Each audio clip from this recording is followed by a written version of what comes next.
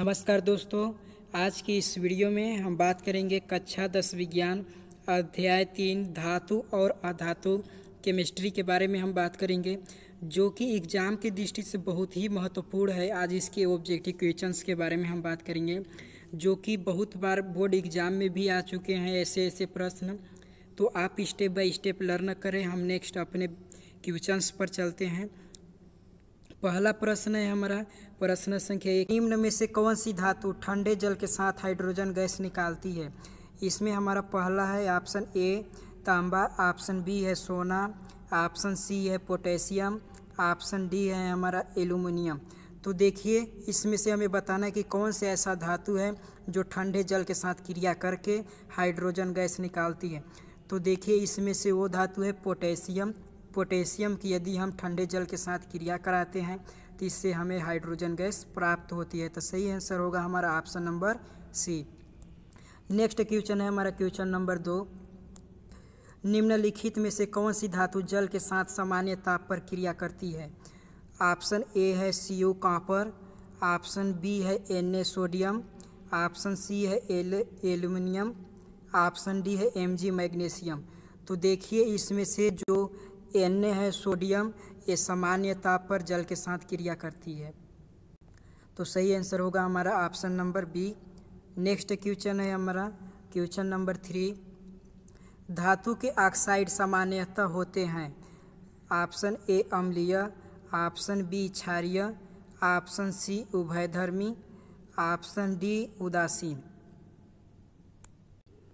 तो सही आंसर होगा हमारा ऑप्शन नंबर बी क्षारीय। देखिए, कोई भी धातु जब होता है, यदि वो ऑक्साइड के रूप में होता है तो वो हमारा क्षारीय होता है। तो सही आंसर होगा हमारा option number B. Next question है हमारा क्वेश्चन नंबर 4 है, कुछ धातुएं जैसे aluminium, zinc, PB, BE, barium oxygen से क्रिया करके ऑक्साइड का निर्माण करती है। इन ऑक्साइड की प्रकृति कैसी होती है। देखिए, इस प्रश्न के कहने का मतलब है जैसे कुछ धातुएं जैसे aluminium, zinc, PB, barium oxygen से क्रिया करके ऑक्साइड का निर्माण करते हैं, लेकिन इनकी जो प्रकृति होती है वो कैसी होती है। पहला ऑप्शन है अम्लीय, ऑप्शन बी है क्षारीय, ऑप्शन सी है उदासीन, ऑप्शन डी है उभयधर्मी। तो देखिए, यहाँ पर धातुएं नहीं बोला है, कुछ धातुएं, तो इनका जो प्रकृति होती है वो होती है उभयधर्मी। तो सही आंसर होगा हमारा ऑप्शन नंबर डी उभयधर्मी। और धातुएं जो ऑक्सीजन से क्रिया करके वो जो ऑक्साइड का निर्माण करते हैं वो होता है हमें क्षारीय। तो यहाँ आपको कॉन्सेप्ट क्लियर करना है। इसमें कुछ धातुएं बोला है जैसे एल्युमिनियम, जिंक, तो ये ऑक्सीजन से क्रिया करके उभयधर्मी का निर्माण करते हैं। तो इस प्रकार हम अगले प्रश्न पर चलते हैं। अगला प्रश्न है हमारा 5, क्या होता है जब कैल्शियम की जल से अभिक्रिया कराई जाती है। इसमें पहला शर्त है यह जल से अभिक्रिया नहीं करता है, दूसरा है यह जल से विस्फोट अभिक्रिया करता है, ऑप्शन तीसरा है यह जल से कम विस्फोट अभिक्रिया करता है, और ऑप्शन चौथा है हाइड्रोजन गैस के बुलबुले बनते हैं तथा कैल्शियम की सतह पर जमा हो जाते हैं। तो देखिए, इस पे जो ये शर्त दिए थे इस पर कौन से हमारे ऑप्शन सही हैं।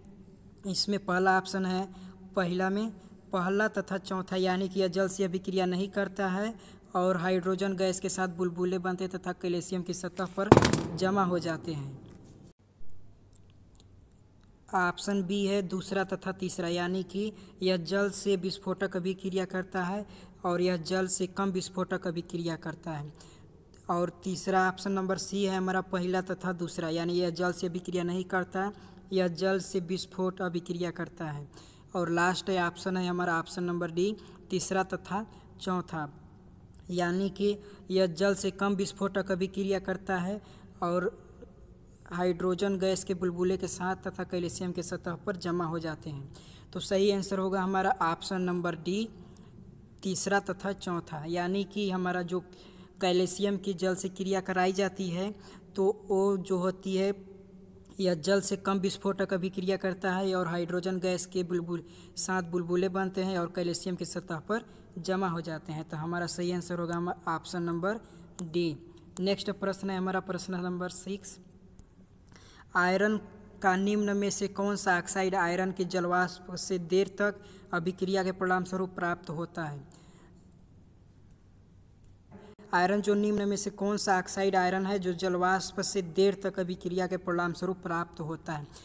ऑप्शन ए है FeO, ऑप्शन बी है Fe2O3, ऑप्शन सी है Fe3O4, ऑप्शन डी है Fe2O3 तथा Fe3O4। तो सही आंसर होगा हमारा ऑप्शन नंबर सी Fe3O4। नेक्स्ट प्रश्न है हमारा प्रश्न संख्या 7। निम्न में से कौन सी धातु शीतल व गर्म दोनों दशाओं में जल से अभिक्रिया नहीं करती? यानी कि ऐसा कौन सी धातु है इसमें से जो कि ठंडे और गर्म दोनों दशाओं में जल से क्रिया वो नहीं करती है? इसमें से पहला ऑप्शन है हमारा Na सोडियम, ऑप्शन बी है Ca कैल्शियम, ऑप्शन सी है Mg मैग्नीशियम, ऑप्शन डी है Fe लोहा। तो सही आंसर होगा हमारा ऑप्शन नंबर डी Fe यानी कि लोहा। अगला प्रश्न है हमारा प्रश्न संख्या 8। जस्ता धातु हाइड्रोक्लोरिक अम्ल से क्रिया करके कौन सी गैस निकासित करती है? जस्ता यानी कि Zn और प्लस HCl यानी कि हाइड्रोक्लोरिक अम्ल जब क्रिया करते हैं तो हमें कौन सी गैस प्राप्त होती है? यूपी बोर्ड में 2016 में आया भी है। तो ऑप्शन इसमें पहला है ओजोन, ऑप्शन दूसरा है बी ऑक्सीजन, ऑप्शन तीसरा है सी हाइड्रोजन, ऑप्शन डी है नाइट्रोजन।